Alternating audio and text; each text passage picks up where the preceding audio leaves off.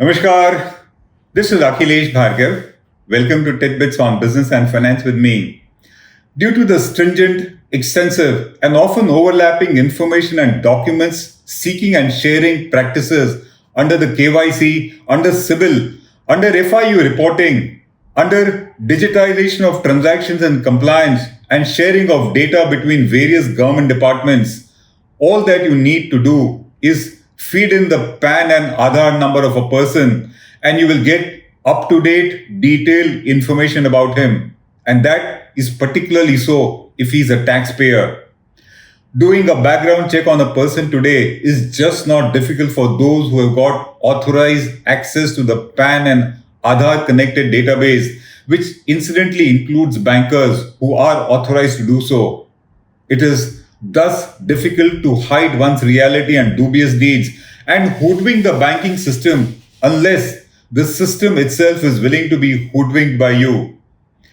Data nowadays is extensively shared across government departments, banks, insurance companies, etc., such that it is easy to know about a person's income status, banking track record, tax defaults, loan defaults, credit card defaults, etc. And when such defaults are found, then the banking system is required to block such a person and refuse to deal with him. A background check is thus a routine formality when you seek a loan or a credit card, and also when a defaulter wishes to settle his outstanding loans with banks. Normally, no banker will sanction or settle loans with a person marked as a defaulter or fraudster by the system. And as we said, that's just not difficult to find out. But then, this does not really apply to you if you are a system favorite or its crony with an access and reach to the powers that be. We saw that happen in the unlawful settlement of outstanding loans of Sterling Biotech by the banks, in which case, whereas its promoters, the Sandesara family, should have been prosecuted for the banking and financial crimes committed by them, the banks instead easily settled their loans and let them go scot-free. And now we see that happening in the case of Sivasankaran, the Chennai-based maverick serial entrepreneur with a string of business failures and bankruptcies to his credit over his long career.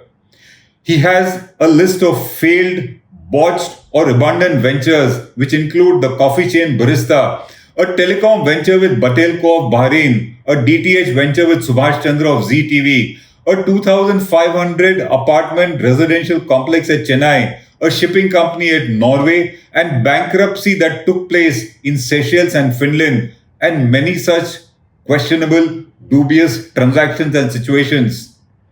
His failed ventures are ironically listed in his 2014 profile, which states that he has a conglomerate of companies with a then combined turnover of $3 billion and global interests in hospitality, real estate, shipping, logistics, wind energy, palm oil, commodity and minerals trading, and agro exports. With his string of failed ventures, Sivasankaran has also been mired in numerous violations and illegalities, frauds and banking crimes, and that list also is long. The first one, as alleged by the SFIO, he has been involved in defrauding ILFS for a few hundred crores by giving worthless Dutch shares of Tata Teleservices as security for loans taken by him, with the active connivance of the top brass of ILFS, which is Ravi Parthasarathi, Hari Shankaran, and Ramesh Baba. The next, fraudulently availing of loans from ILFS in yet another case and indulging in money laundering as the ED alleges. Then, of ILFS giving him loans despite him having been declared bankrupt, which actually should not take place once a man is declared bankrupt. The fourth one, being directly involved in a fraudulent loan of 600 crores from IDBI Bank and then laundering it overseas as alleged by the CBI and also by the Enforcement Directorate. Then obtaining by means of corruption a FIPB approval in respect of a foreign investment of 3,560 crores in Aircel in 2006, which incidentally was mandatorily required to be approved by the Cabinet Committee on Economic Affairs and not by the then FM, as P. Chidambaram did, by tampering papers that showed that the foreign investment, which was 3,560 crores, was represented to be a mere 180 crores And that was done in order to illegally bring in such a huge investment without a proper approval. Then he has been reported to be under investigation by the Canadian authorities for buying a luxury island home worth millions of dollars, allegedly funded by dirty money, which is said to be money swindle stolen from banks, and it also involved money laundering frauds. That's the next item against him. He has then been involved in defaulting on his financial commitments of $175 million to the telecom company Batelco of Bahrain, and finally settling and repaying the same only when he was cornered worldwide. Finally, he has been declared bankrupt in August 2014 by the Supreme Court of Seychelles, which led to his worldwide properties being put under administration. That's the kind of dubious, questionable, shady track record that Sivasankaran has had. A person like him, with such a shady and dubious track record, where banks and financial institutions have been cheated for thousands of crores, should generally be boycotted, banned, and barred by the lenders, creditors, and the system, and he should not be given any favored or special treatment, and he also deserves no mercy. Sivasankaran's company, Siva Industries, owes about 5,000 crores to banks and other creditors led by State Bank of India, Central Bank of India, LIC, etc., all of whom have dragged him to the NCLT for bankruptcy and related claims in July 2019 in order to ensure a forcible recovery of their dues.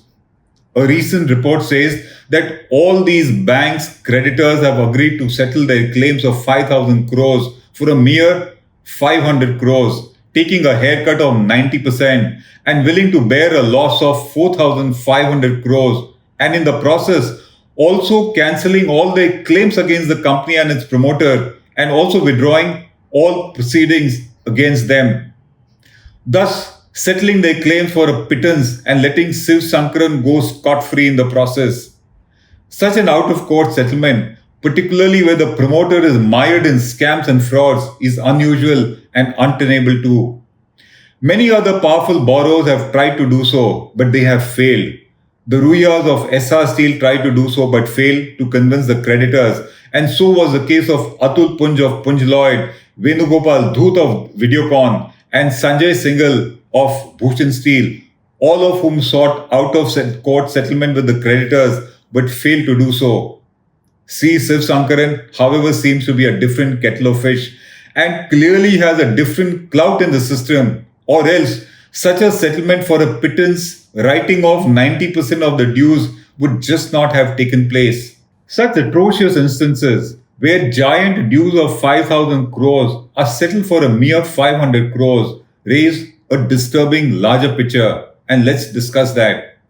The first thing is that it exposes the careless, corrupt, and pathetic lending decisions of banks at the very inception, where a so-called secured loan has been sanctioned, but it turns out to be a virtually unsecured loans, and now they are writing off most of their dues, 90% of their dues written off.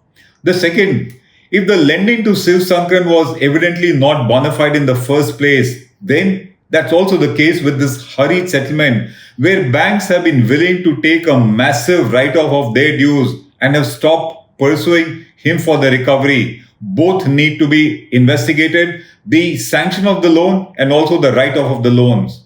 The third, such a settlement for a song speaks volumes of the inefficacy and futility of our recovery mechanisms, where the defaulting borrower happens to be a powerful and well-connected man.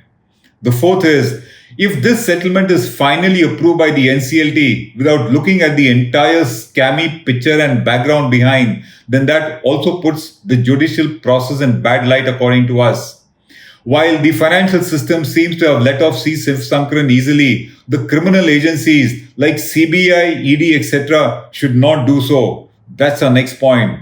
Further, favoritism, discrimination, and cronism continue to rule India's banking system. And if you are a well-connected and powerful person, then you will get a special treatment beyond the established rules and regulations imposed on all others. The next is that some like C. Sivasankaran seem to be favorites of the system irrespective of the party in power. Banks favored him, the system favored him in the UPA regime, and now they have done so in the NDA regime too. He seemed to be a man of all seasons.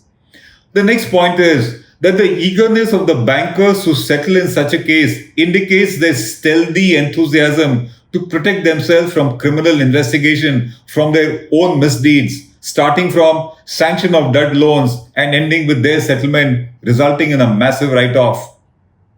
The final fact is that settlement of dues of 5,000 crores for a mere 500 crores means that the defaulting fraudster gets to enjoy the loot and perhaps also confirms the popular perception that each business failure and bankruptcy only made C. Sivasankaran richer and not poorer.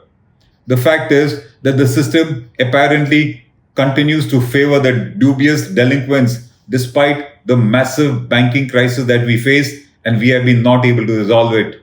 This is Akhilesh Bhargav signing off till we meet again. Namaskar. Hello everyone. HW News English is 2 years old now. When we started this venture, we promised ourselves one thing, that news should remain free, because right to know is the right of every Indian. But to keep news free for everyone, we need support from some of you. And thus we have rolled out membership on our YouTube channel HW News English. But mind you, the membership is completely voluntary. The programs that we were doing earlier, that we are doing now, will continue to remain free. First level is a basic level. Here, you can be our supporter by paying Rs 199 per month. This membership gives you certain perks and benefits. The perks include unique badges in front of your name, a live show from Mr. Sujit Nair and from Mr. Akhilesh Bhargava per month for our members. You can also vote in some exclusive members-only polls. Now the second level is Super Supporter. Here you can be our Super Supporter by paying Rs 3,999 per month. This membership will include every perk that comes with basic level. Additionally, our Super Supporters can be a part of a WhatsApp group where we can have discussions and suggestions on various topics. The second perk includes a gift pack with our merchandise.